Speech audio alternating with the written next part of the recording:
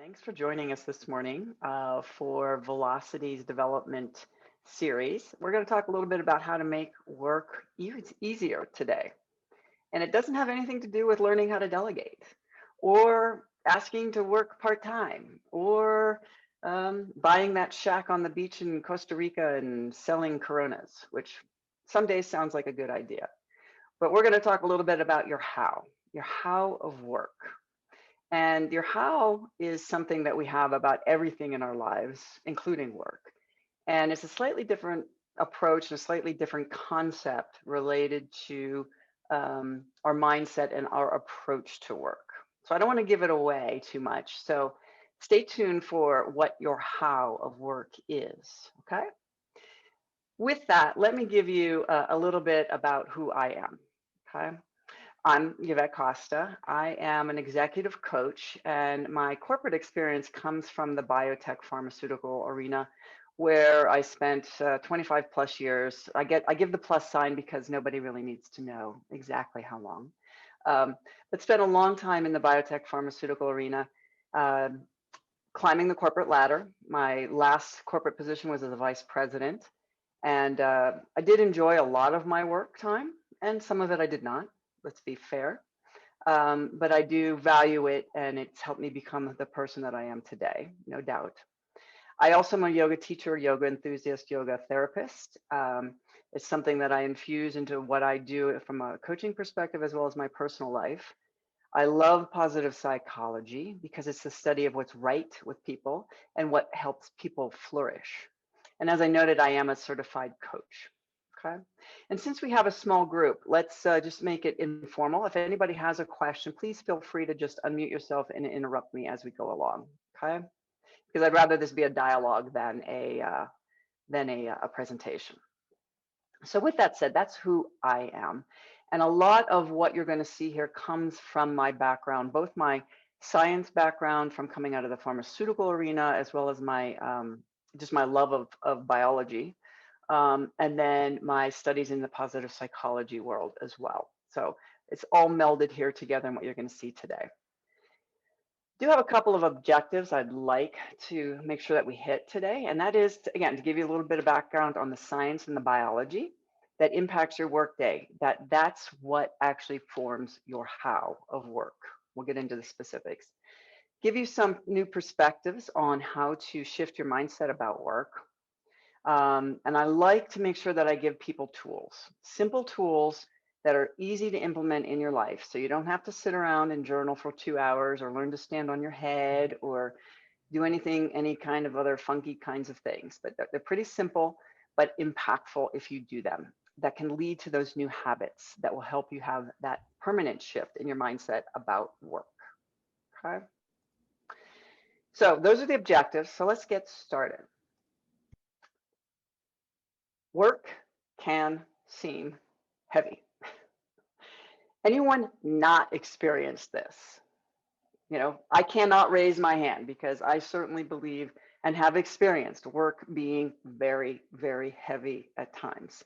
And this is pre-COVID, right? This is when I was in the corporate environment.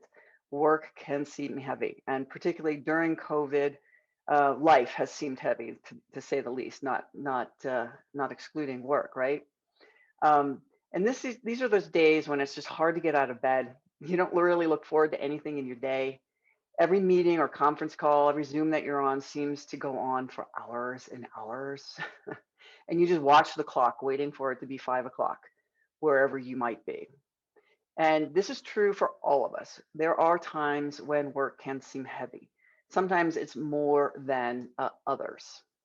Now, this sensation of work being heavy can also stem from not liking Mondays, right? Most of us probably have grown up with this attitude towards Mondays. We've given that poor day of the week a complex, right?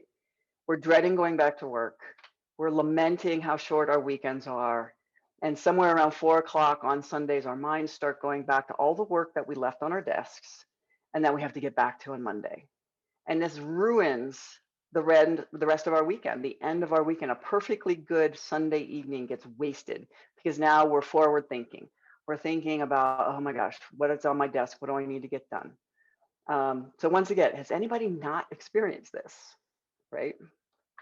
So where does this experience, this attitude about Mondays come from?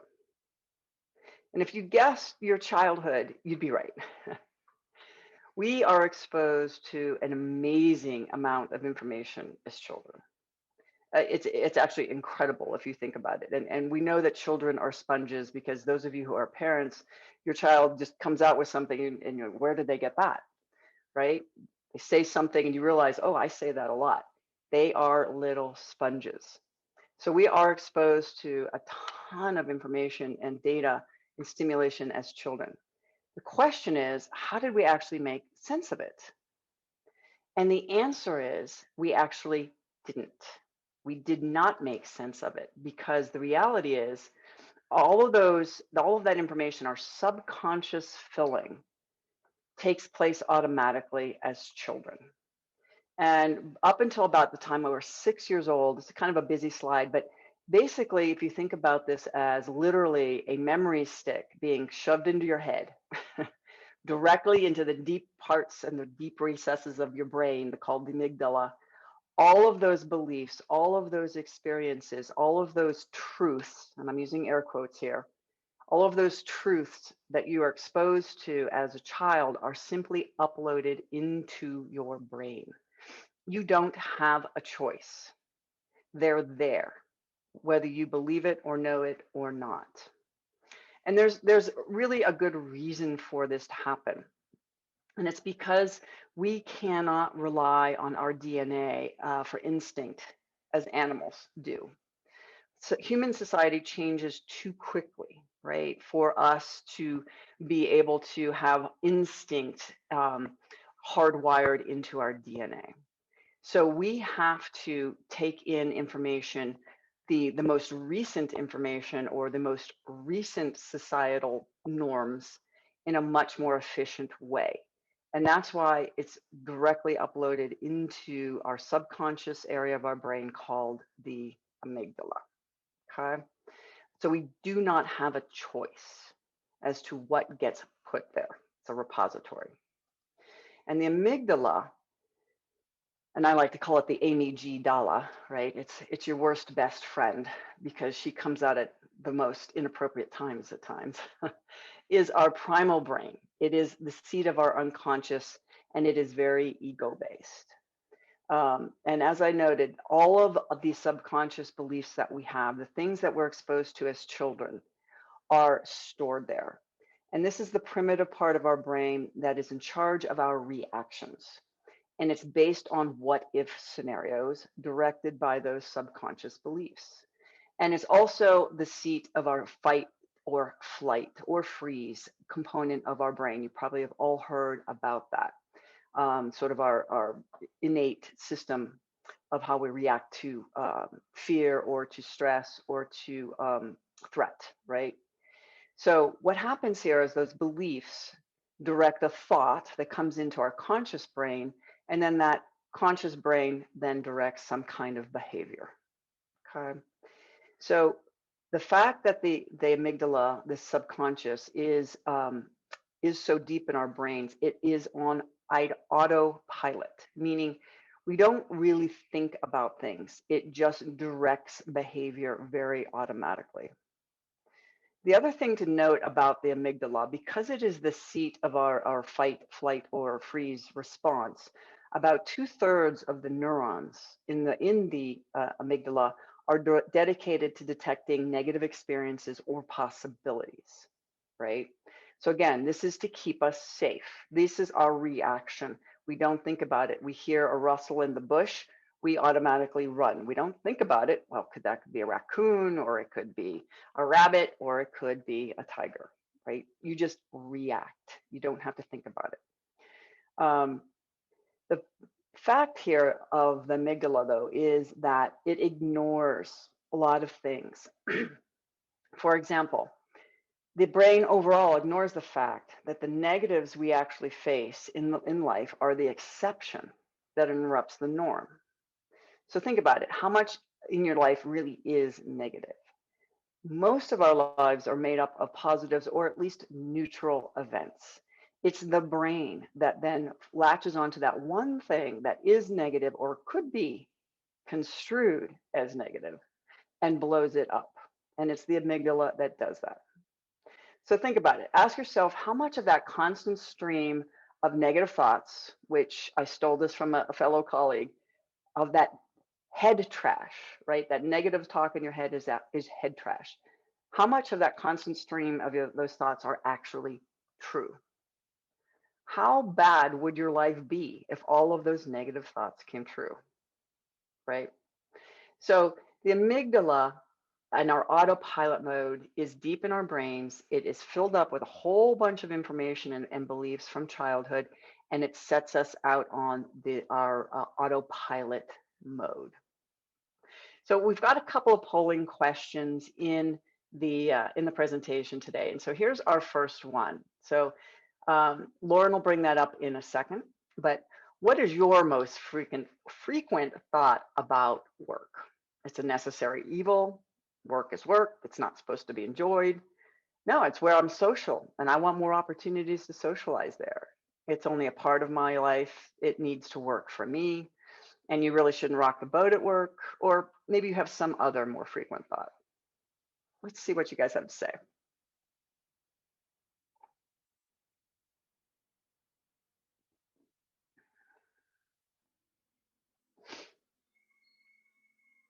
Okay. Lauren, you want to take over? Show that? I am muted. Yes, so the majority said work is only a part of my life. It needs to work for me. And then 2 suggested other. Okay. Oh, wow. That's amazing. I expected a little more distribution there. So anyone of the other category willing to share?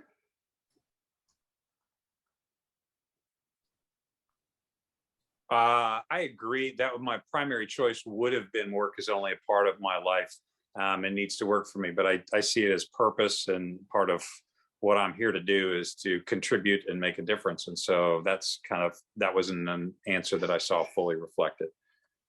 Yeah, Bob just expressed my sentiment. I agree with the first half and not necessarily the second half of the statement. Okay, perfect. Thanks, guys. Appreciate that. And yeah, the reality is it would be impossible to capture every thought and every belief about work in a simple poll, right? But that also brings out the fact that we all have very, very different, albeit slight variations on a similar theme about what work means to us. And some of that is conscious again, and some of it is not. The other piece about work, particularly in today's environment, is our society reinforces our beliefs about work. Now, depending on who you are and where you are, you probably, or you may have heard of the work martyr syndrome. And if you think about this, what's the last discussion you had about work? It was likely about all the deadlines, how much pressure there is, there's too many Zoom calls, there's not enough time to take a break to go to the bathroom or grab a drink of water, you're working too late, or whatever the host of complaints might be about work. When was the last time you might have had a conversation that went something like this about work? Wow, I'm really working hard, but I'm enjoying what I'm learning. And my boss is so supportive. He helped me get on this special project to help broaden my skills. And I'm learning to deal with ambiguity, failure, and not being the smartest person in the room. This is amazing, and it's really going to help me boost my career in the long run. I'm not sure I've had that kind of conversation with anybody, maybe ever, maybe once or twice in my career. But most of us buy into the societal pressure to have that martyr syndrome of, oh, I'm working so hard, I can't get ahead, my email is full, right? So those subconscious beliefs about work that may have been implanted in your head as a child, or not may, were implanted as your head as a child, are then reinforced with something that society then deems as the norm, okay? And all of this together sets us up for our Pygmalion effect, right? Our self-fulfilling prophecy. Those beliefs that we have subconsciously implanted, inherited about work drive everything that we expect from ourselves and others, and ultimately impacts the results we get. So whether it's beliefs about work, beliefs about relationship, beliefs about religion, beliefs about how people should drive, that's a good one, right? That those beliefs set up expectations, and those expectations drive our behavior, and our behavior gets results that then reinforce those beliefs. And if you believe that work is supposed to be hard, right, then you're going to subconsciously look for things that validate that thought. So those are the results. Your subconscious beliefs direct what you pay attention to then reinforce that belief. Okay. And what happens is all of that subconsciousness becomes our autopilot mode, and it becomes our default, right? We are literally kind of like puppets at the whim of our subconscious. We don't need to think about things. We don't need to second guess anything. We just act or react. And depending on what science you read, there's a host of studies out there that shows that the conscious mind, right, the thinking brain, may be in control as little as 5% of the time. That 95% of the time we're dealing and we're reacting to life, regardless of what it is, from our subconscious. Now, again, there are a variety of studies out there. Some of those percentages are different, but they all point to the same thing, that most of the time we simply react to the subconscious. We're not really actively thinking. And again, I'm a biology geek, so there is a reason for this, right? From a nature standpoint.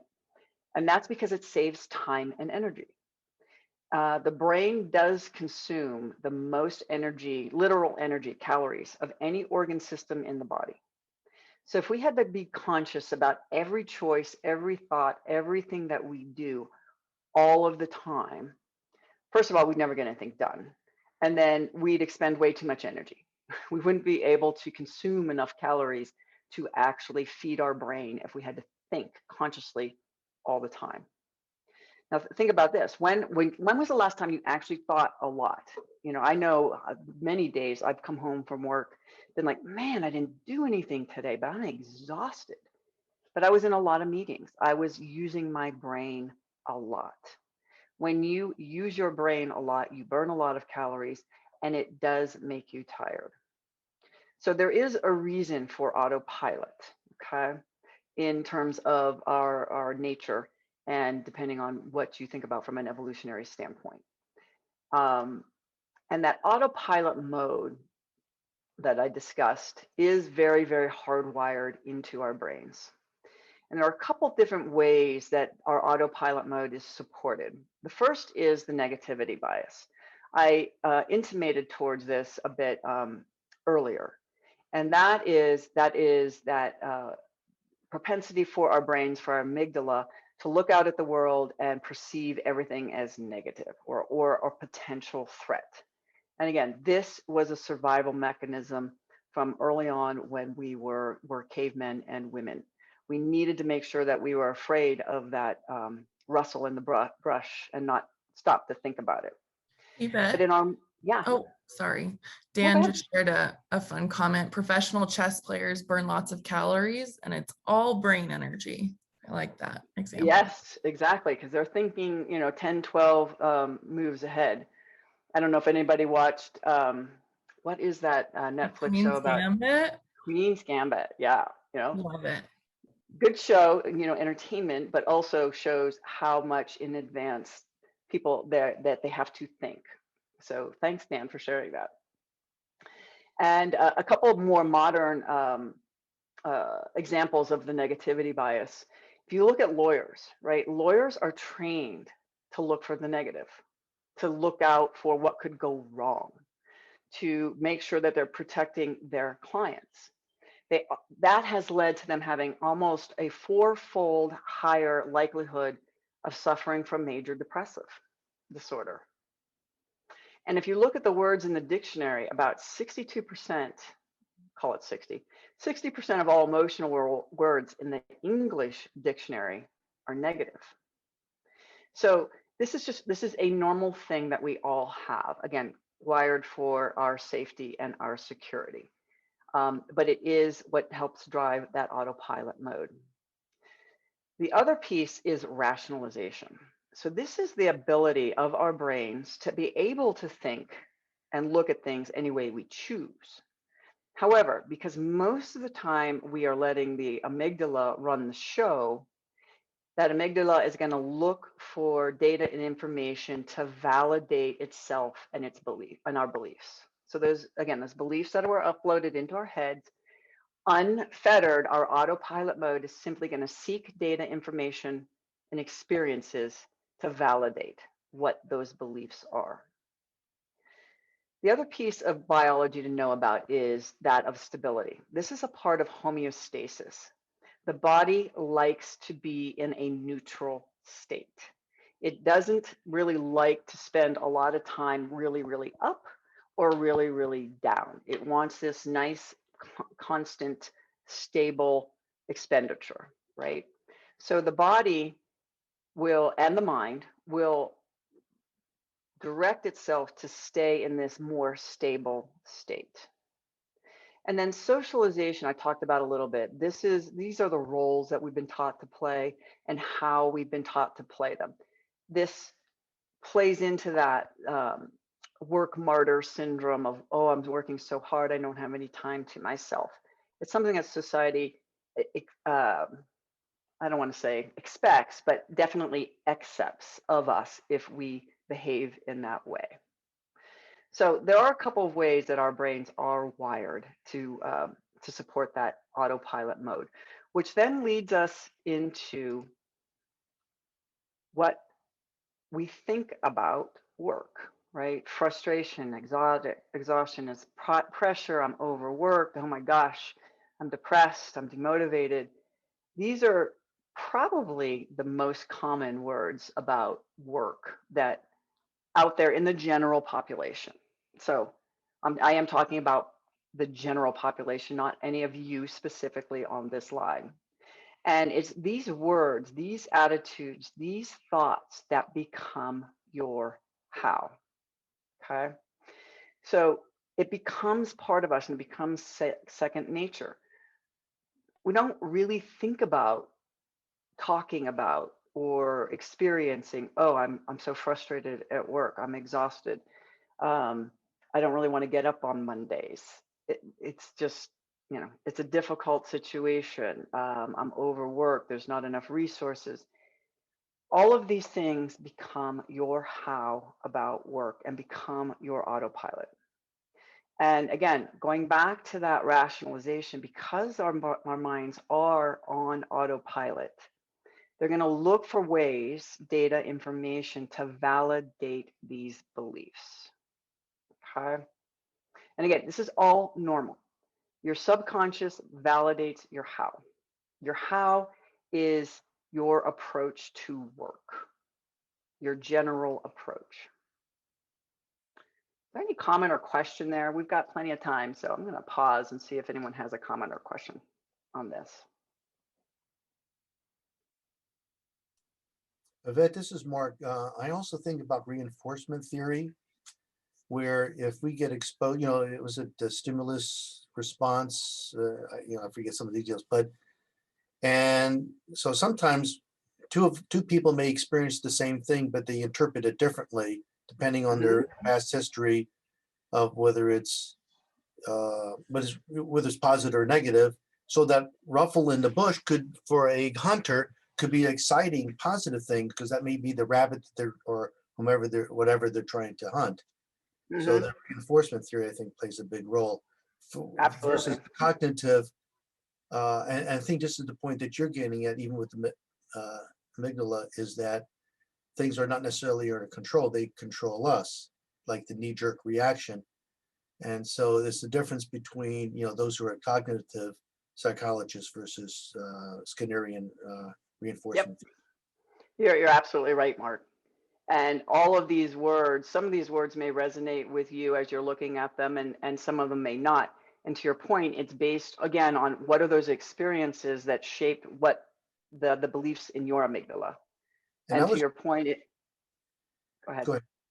No, I just was going to say I was particularly impressed with your statement or the fact that 60% of words in the English language that are emotional words are negative. It's really interesting. Maybe that talks about our society as such. It's like a lot. It does. It does. It definitely does. And it's again, there's no right or wrong here. This is more information for us to know and to understand how it impacts us as we're moving in, you know, as we engage in life, whether it's work or personal, right? Because we have a how about everything. The one I like to bring up is the dishwasher, right? We all have a how about the dishwasher, of how that dishwasher should be loaded. And we get stuck in that rut, if you will, because that's our autopilot expectation of what should happen, right? The dishwasher should be loaded a certain way. Laundry, there's a bunch of other things. But what if, right? What if you could change those subconscious beliefs that you inherited? Because it is possible to change your how about work. It is possible to replace those subconscious beliefs in your amygdala, because science has shown that through the conscious application, so right up your alley, Mark, what you're talking about, of thought and action, we can replace those beliefs if we choose to. So our second poll question. So if you got the chance to replace the thoughts that you have, the beliefs you have in your amygdala about work, what might you choose? And again, these are 4 or 5 options. There's going to be a host of many more. But Lauren, you want to launch the poll?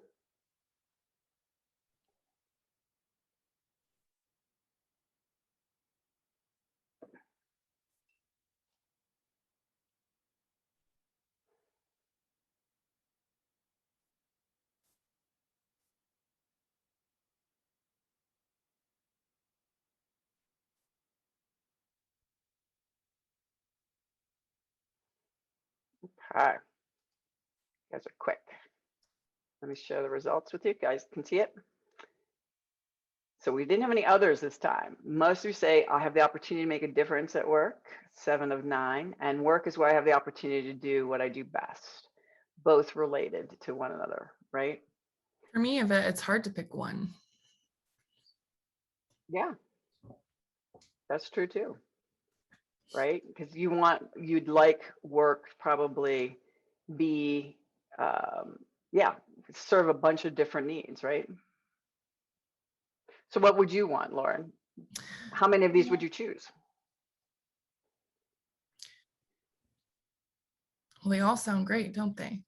But for me, I think work is where I have the opportunity to do my best, and work is where I interact with others whom I can learn from and grow. I feel like those for me kind of go hand in hand. Okay. So learning and growing is a part of doing your best. Right. Okay, great. And totally, right? Because work consumes, you know, depending again what study you read, you know, as much as half of our waking hours. So we would want, if we had the choice, we would want to have a thought process about it, an attitude towards it, right? That is supportive, that provides meaning in our lives, satisfaction, a sense of positivity and accomplishment, connection. So these words are words that we can replace those old words with if we choose to, right? And Mark, this is going to, again, be right up your alley, because now we're going to go right into the thinking brain. How we do this is by using our frontal cortex, the thinking part of our brain, the conscious part of our brain. This is logic-based. And this is what enables us to take conscious action, not reaction. So this is a response or a conscious action as opposed to reaction coming from that thinking part of our brain. This is the more modern in evolutionary terms, portion of our brain. Now, it does take that conscious effort. So switching from that autopilot mode to our manual mode. The first step in this process really is to recognize and understand and have the awareness that this whole autopilot mode exists, right? You have to know this to be able to say, oh yeah, that's my negativity bias. That's my negative Nelly coming out. Oh, I'm just using, my brain is just picking up information to validate what it believes, right? So first and foremost, having that awareness. Autopilot exists. It's real. Shifting now into that manual mode, using that frontal cortex on the negativity bias, for examples, you can override your negativity bias, again, by recognizing that it's normal, and then choosing to place your focus or awareness on something positive. So the negativity bias could be, oh, Reese, my budget got cut at work. Oh, we're not going to be able to, meet our goals, et cetera, et cetera. Okay, that's the negativity bias, catastrophizing. And there may be truth that your budget was cut. And you can choose to focus your awareness on something positive. Oh, this gives me an opportunity to think more creatively. This gives me an opportunity to challenge my team in ways that they've been looking for. This is a choice to look at something either positive or at least neutral. And a lot of people here think about just putting on rose-colored glasses, making lemon out of lemonade. It's not quite that Pollyanna-ish or ignoring the negative, right? So it's not to say that you ignore the negative. It's to acknowledge that the negative exists and choose to do something different other than what the amygdala might cause you to react to or react with. Okay. So again, this is not to just walk around and say every cloud has a silver lining and I'm going to ignore the negative. That's not it at all. It's an and. There is negative and I can do something different than react to the negative. And that's part of the rationalization, right? We can use our rationalization, that cortex, to choose where we want to place our focus. So this having the conscious focus on the positive is the overriding of the amygdala and rationalizing in a positive way, or at least into a neutral way. That rationalization enables us to take control by using our frontal cortex. Now, with that said, I talked a little bit about stability and homeostasis. The brain doesn't like to change a lot. So when you start doing something different, you can expect resistance from your brain. So you need to be consistent, because as you begin to change your ingrained thought patterns and habits, your brain is going to trigger emotions that motivate you to not change. It's going to put up a fight.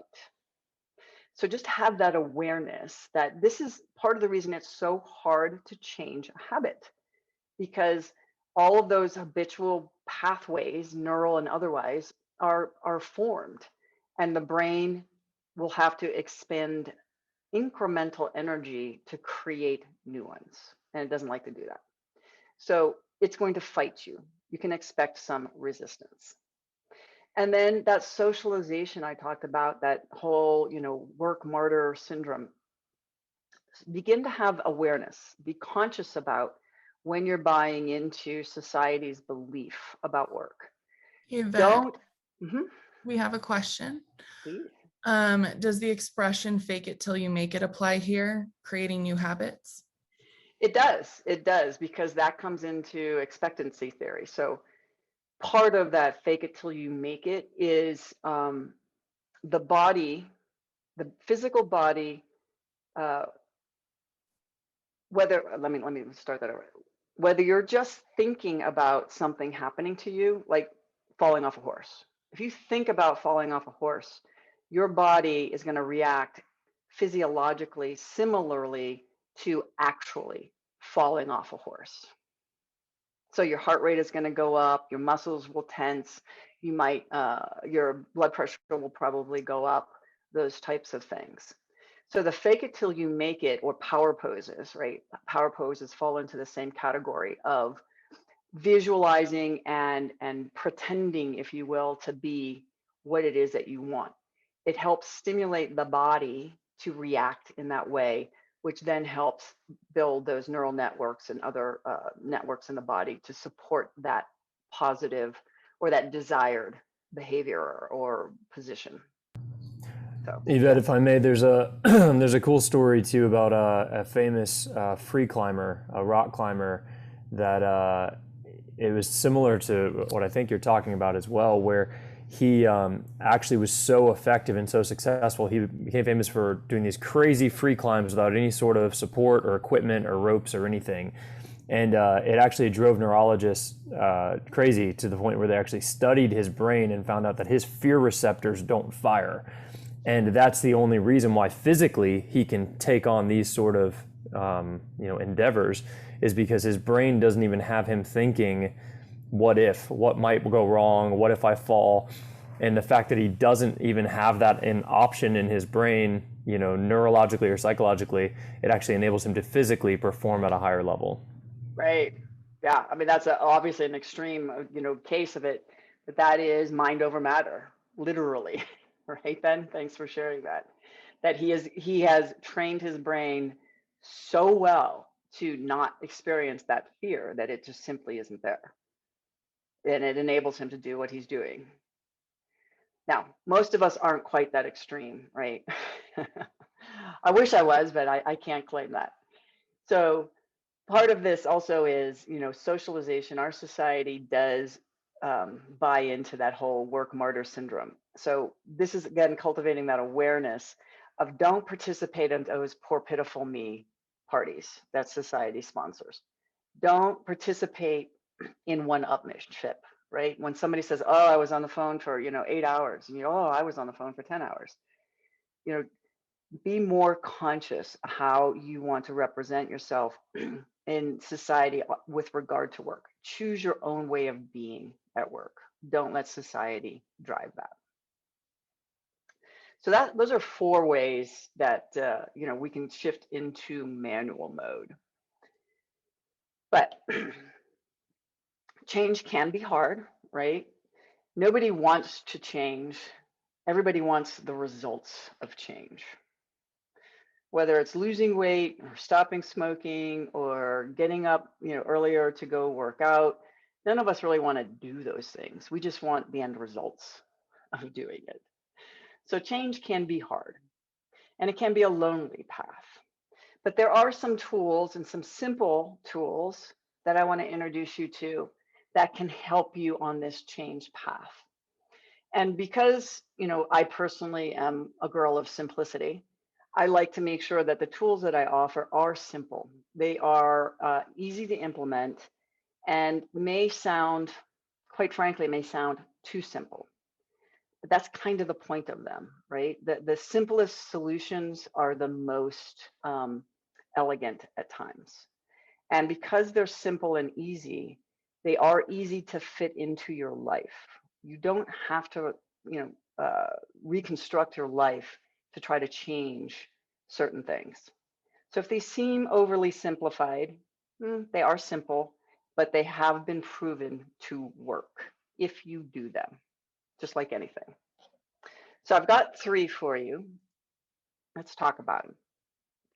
So reframing is a super simple tool to use.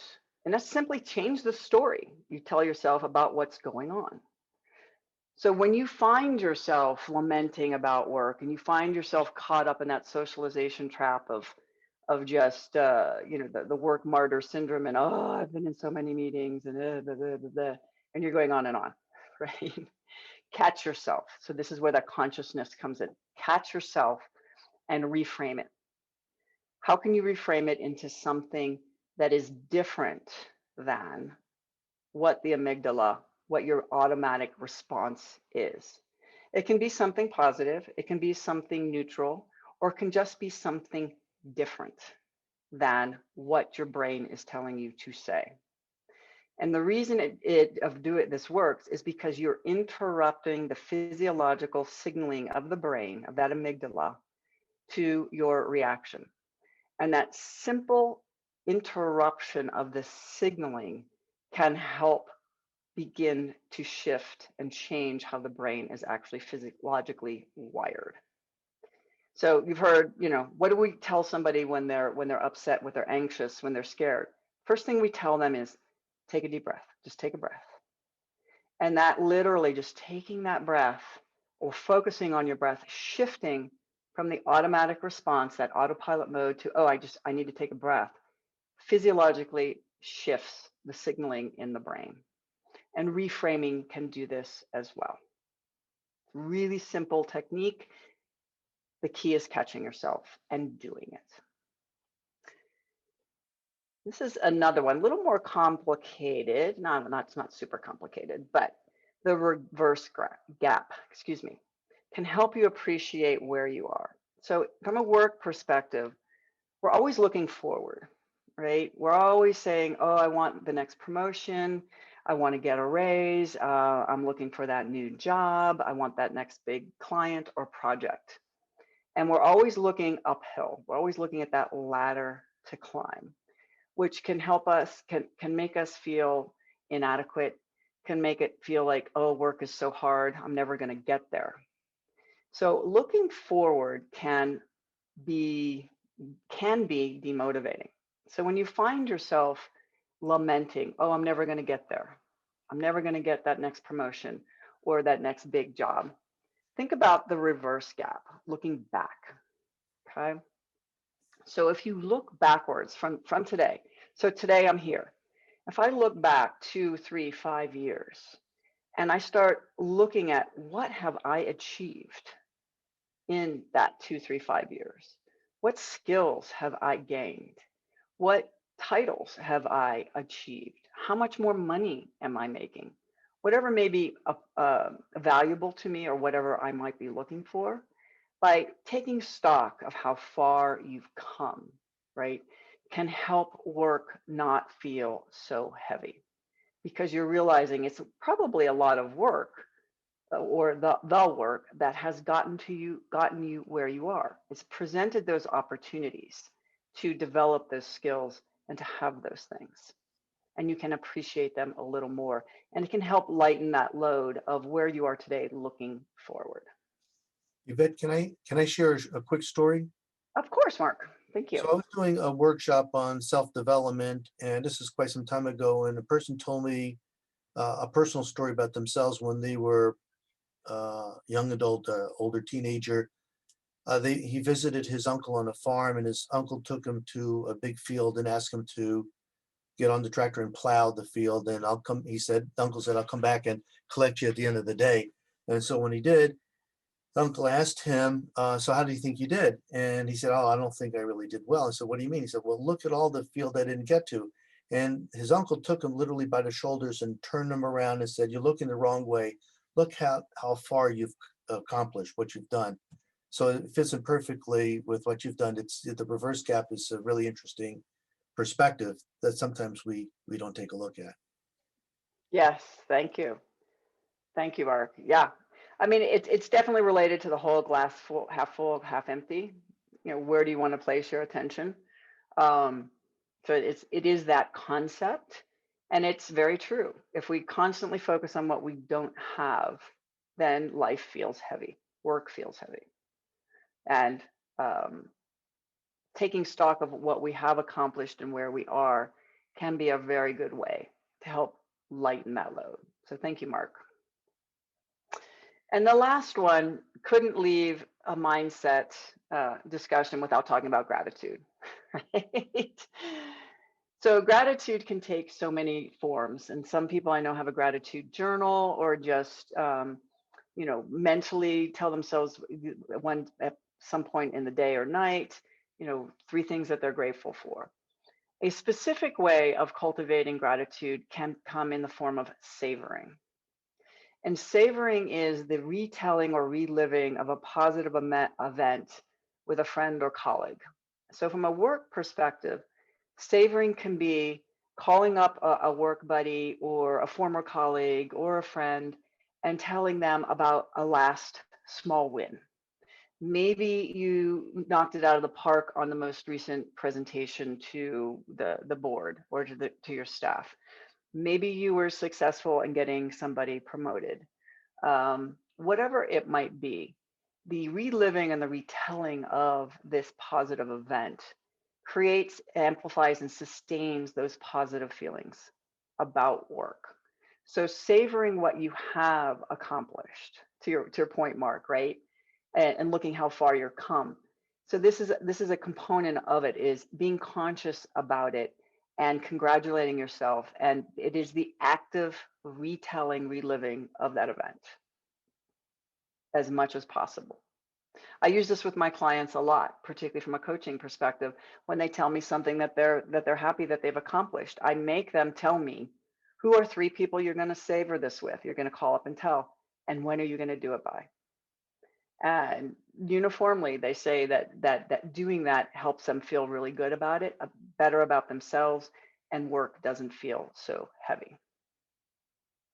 So all of these tools, these tips and tricks can begin to shift your how about work, right? That how that we came into the presentation with the elephant on our backs, of work seeming so heavy and hard and frustrating and difficult.